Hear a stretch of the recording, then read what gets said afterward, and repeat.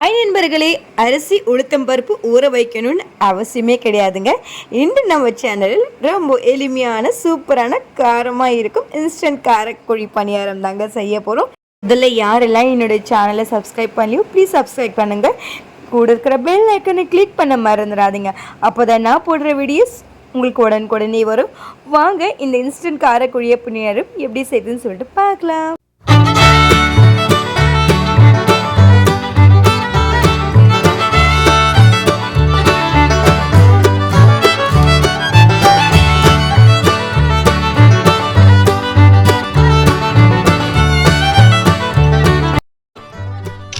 அருமையான ஒரு night dinner தாங்க பார்க்க போகிறோம். அதாவது ஆயுத பூஜைக்கு எல்லார் வீட்லேயுமே பொரி மீந்து இருக்கும். அது நம்பு போன பொரியாக இருந்தாலும் பரவாயில்ல, ஃப்ரெஷ்ஷான பொரியாக இருந்தாலும் பரவாயில்ல, இந்த பொரியை வச்சு ஒரு அருமையான நம்ம ஒரு குழி பணியாரம் தாங்க செய்ய போகிறோம்.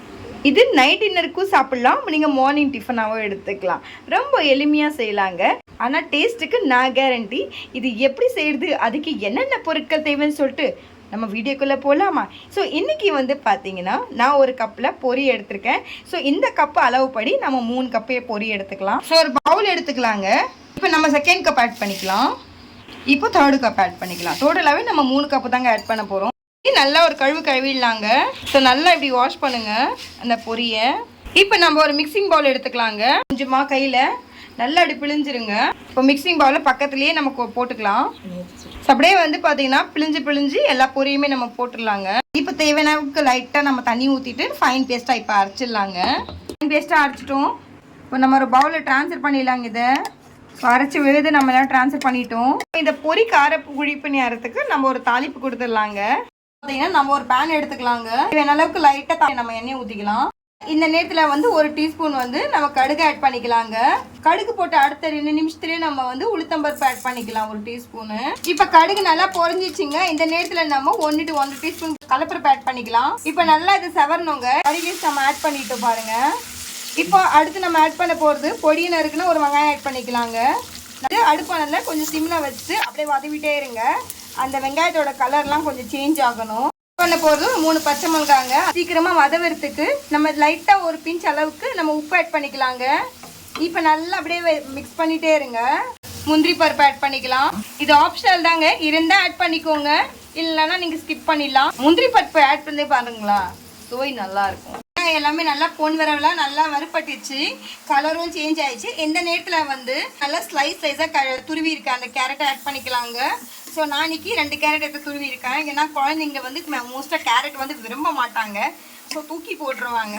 ஸோ இந்த மாதிரி நம்ம ஒரு குழி பணியாரத்தில் ஆட் பண்ணி நம்ம கொடுத்தோன்னா அவங்க சாப்பிட்ட மாதிரியும் இருக்கும் அண்ட் ரொம்ப ஸ்ட்ரென்த்தாக இருப்பாங்க குழந்தைங்க. இப்போ நல்லா இதை அடுப்பால் மீடியம் ஃப்ளேமில் வச்சு நல்லா ஃப்ரை பண்ணிடலாம். கேரட்டு, கடலைப்பருப்பு, வெங்காயம் எல்லாமே நல்லா ஃப்ரை ஆயிடுச்சு. ஸோ இந்த நேரத்தில் பார்த்தீங்கன்னா நம்ம எந்த கப்பில் பொரி எடுத்தோமோ ஸோ அதே கப்பு அளவுப்படி நம்ம 1 கப்பு ரவை ஆட் பண்ணிக்கலாங்க. இப்போ நல்லா ஒரு 2 நிமிஷத்துக்கு அப்படியே பார்த்தீங்கன்னா வதவிட்டே இருங்க. இது வறுத்த ரவையாக இருந்தாலும் பரவாயில்ல, வறுக்காத ரவையாக இருந்தாலும் பரவாயில்ல. ஸோ அப்படியே 2 நிமிஷத்துக்கு மிக்ஸ் பண்ணுங்கள்.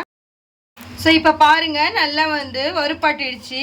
ஸோ ரவையோட பக்குவம் எப்படி நம்மளுக்கு தெரியணும், எந்த அளவில் நம்ம எடுக்கணும் அப்படின்னா, இது பார்த்தீங்கன்னா தெரியும்ல மணல் எப்படி இருக்குன்னு சொல்லிட்டு, இந்த மாதிரி நம்ம போட்டால் அப்படியே கீழே விழணும். இப்போ நம்ம ஸ்டவ் நல்லா ஆஃப் பண்ணிடலாங்க. இப்போ நம்ம ஆல்ரெடி அரைச்ச பொரியில் விழுதில் நம்ம இதை ஆட் பண்ணிக்கலாங்க. இந்த ரவையோடைய கலவை நம்ம லைட்டாக தேவையான அளவுக்கு ஒரு பிஞ்ச் சால்ட் ஆட் பண்ணிக்கலாங்க. இப்போ நல்லா மிக்ஸ் பண்ணிவிடுங்க. தண்ணி ஆட் பண்ணிக்கலாம். நல்லா மாவு மாதிரி மிக்ஸ் பண்ணிடலாங்க. ஸ்லோவாக மிக்ஸ் பண்ணுங்கள். அடியிலேருந்து எப்படி இருக்குன்னு பார்த்து உங்களுக்கு தகுந்த மாதிரி கூடி குறைச்சி நீங்கள் அட்ஜஸ்ட் பண்ணிக்கோங்க.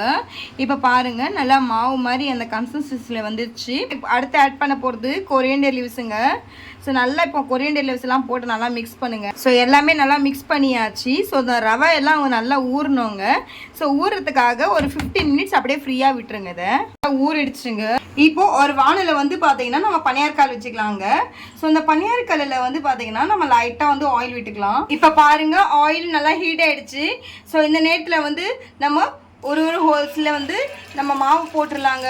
ஃபஸ்ட்டு ஸ்டார்டிங்கில் இந்த பக்கம் தான் போடணும். அடுப்பானில் சிம்மில் வச்சுருங்க எப்பயுமே போடும்போது. ஸோ இதே மாதிரி நம்மக்கிட்ட இருக்கிற எல்லாத்தையுமே போட்டுட்டு நம்ம விட்டுடலாம். பாருங்கள் சூப்பராக வெந்திருக்கு பூ போல். ஸோ இதே மாதிரி நம்ம எல்லாமே திருப்பி போட்டுடலாம்.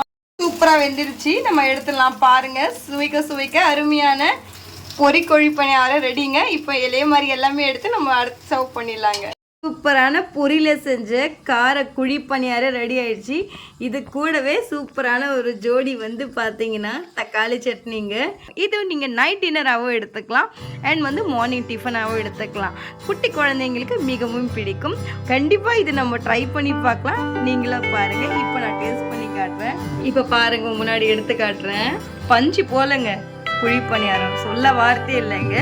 மாவு கலக்கணும்னு அவசியமே கிடையாது. உளுத்தம்பருப்பு, துவரம்பருப்பு எல்லாம் ஊற வைக்கணும்னு அவசியம் இல்லை. இன்ஸ்டண்ட்டாக செய்யக்கூடிய ஒரு அருமையான பொரியில் செஞ்ச கார குழிய பணியாரம் எவ்வளோ அருமையாக இருக்குது. ஜொலி ஜொலிக்கு இது பாருங்கள், சாப்பிட்டுட்டே போகலாம். அவ்வளோ அருமையாக இருக்குது. யாராச்சும் நம்ப மாட்டாங்க பொரியில் செஞ்சதுன்னு.